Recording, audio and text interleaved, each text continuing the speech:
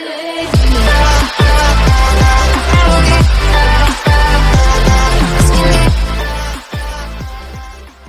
what's going on guys? JS Cards here, coming at you with a Yu-Gi-Oh! Deck profile, and today we are going to go over my True Draco deck. This is still a very powerful and fun deck, and it's very budget. The great thing about this deck is you don't need an extra deck at all, so if you're a new player or you're on a budget, definitely check out this deck.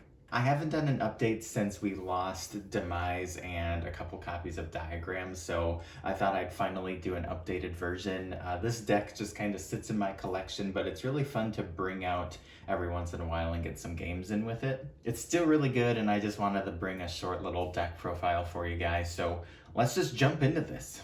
So starting off with the monsters, of course, we have the one Dynamite. Unfortunately, he's only out one. I would love to see him come back to maybe two someday, but for right now, just the one, but that's what True Draco players have been using for a while now, and the deck is still alive and running, so one Dynamite. Next up, I have one copy of Maiden. Now, I was playing two, but I ended up seeing her way more than I really wanted. So I cut this down to one. I still kind of throw in the second one here and there and test it out, but right now, just the one. And then three Ignis Heat. This is a staple at three. It's great for going second. It's just a really great card. And for the last monster, three Inspector Border. Really not a whole lot to say. This is a pretty standard True Draco lineup. Inspector Border is just great for shutting down your opponent. So yeah, that's it for the monsters. It's a short count, but that's how this deck works. Let's move on to the spells. All right, so with the spells, we have, of course, the one Diagram and the one Terraforming to search it out. So sad that Diagram's only out one right now, but surprisingly, you know, when they first came out with that ban list and they said Demise is gone or down to one, Diagram's down to one, I thought this deck was dead. I was gonna try to just fire sell it and get rid of it, but no, surprisingly this deck still really works. And it can just shut down a lot of decks, and it's just fun to have. I like having, you know, a few different budget decks available, and this is one of them. So it's still very fun to play, and we're gonna keep this going. So yeah, the Diagram and the Terraforming. Then we have three Heritage and three Disciples. Now, this is never going to change as long as we have these all at three. You just want to max out on all of your Draco support and your spells and traps.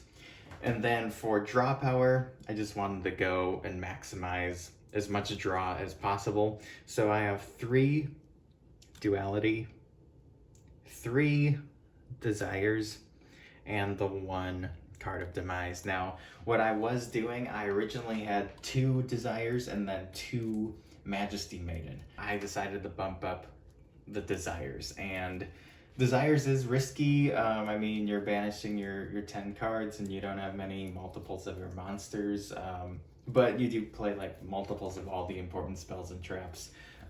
And just that draw 2 effect, I think it's worth it to maximize out and just draw, and get into what you need. But of course, you guys can test this out for yourself, mess around with the ratios, and see what types of draw power and draw cards work for you. All right, so now moving on to the trap cards, we have the one True King's Return, 3 copies of Apocalypse, and then for the Floodgate related cards, we have 3 copies of the Monarch's Erupt. I love this card so much. Same with There Could Only Be One. And then 3 copies of Goes and Match. And then 3 copies of Solemn Strike. I'm looking to swap these out for some Solemn Judgments though. 3 copies of Solemn Judgment I think would be a little better. And then the one Skill Drain just to shut down all the effects pretty much, and your True Dracos are just giant beat sticks, so it's a great card. So there you guys have it. That is my True King deck profile. I will probably update if there's a big shift in the meta, or if there's some crazy ban list or something that happens, or some sort of support or new trap card that could make this deck better. But for right now, this is what we're gonna be playing for a while. It's a great, like I said, it's a great budget option and still very fun and powerful. So let me know what you guys think down in the comments section below. Thanks so much for watching this video. If you enjoyed it, make sure you hit that like button and subscribe for more. That really helps me out. We are on our way to 900 subscribers. So stay tuned for more Yu-Gi-Oh! News, deck profiles, and openings, and I'll catch you guys next time. Peace out and have a good one.